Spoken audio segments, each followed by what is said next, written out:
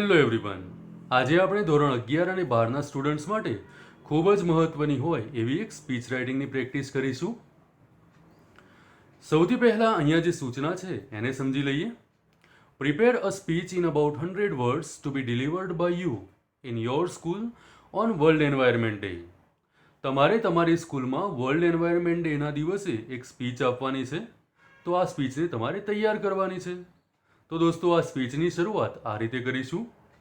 Honourable chief guest, respected principal sir, teachers and my dear friends, good morning to all of you.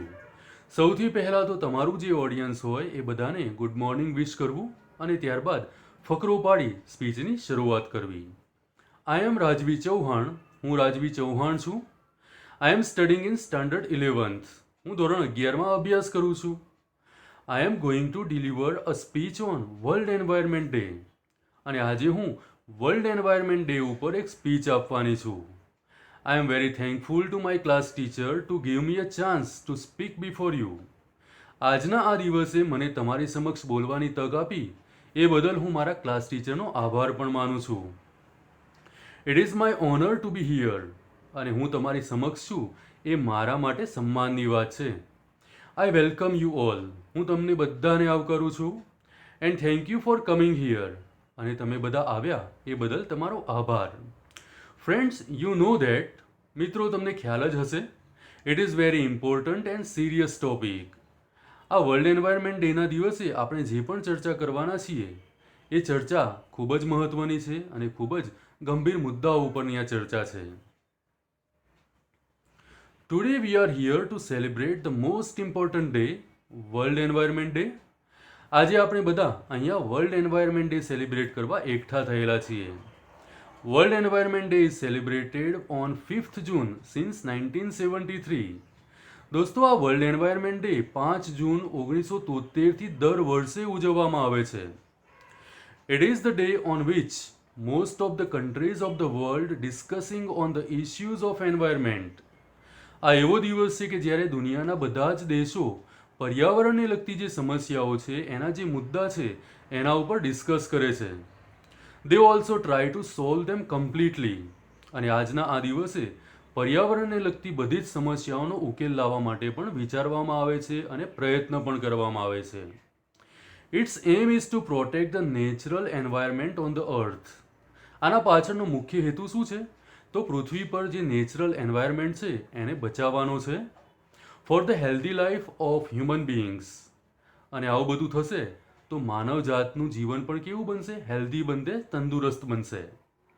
Dear friends, મિત્રો, we need to do something effective in order to reduce the rate of climate or CO2.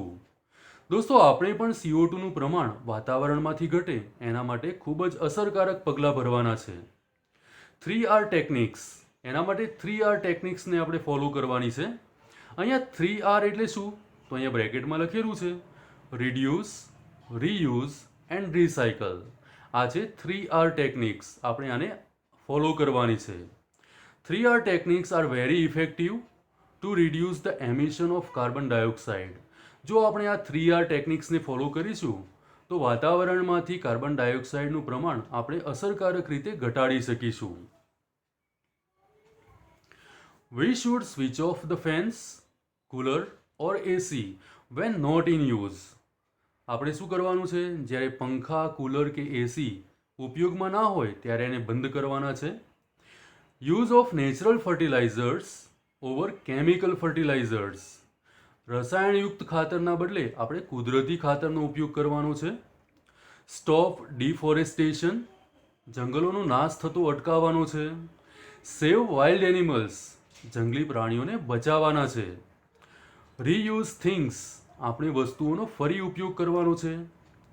Reduce the use of electricity. ઇલેક્ટ્રિસિટીનો બિનજરૂરી ઉપયોગ અટકાવવાનો છે, ઘટાડવાનો છે. And save water. અને સાથે સાથે પાણીનો પણ બચાવ કરવાનો છે. Reduce the rate of climate change. અને આવું બધું કરીશું તો ક્લાઇમેટ ચેન્જના જે પરિબળો છે એ બધા ઘટી શકશે. Our small but positive steps will really help in solving environmental issues in future. આપણા નાના પગલાં પણ હકારાત્મક પગલાં હશે એનાથી આપણે ભવિષ્યમાં થનારા સમસ્યાઓ છે પર્યાવરણને એને સોલ્વ કરવામાં ખરેખર આપણે હેલ્પફુલ થઈશું. Keep India clean and green. બસ દોસ્તો, આટલું લખવાથી તમારી આ સ્પીચ કમ્પ્લીટ થાય છે. મને આશા છે કે આજનો આ વિડીયો તમારા માટે હેલ્પફુલ થશે. Thank you.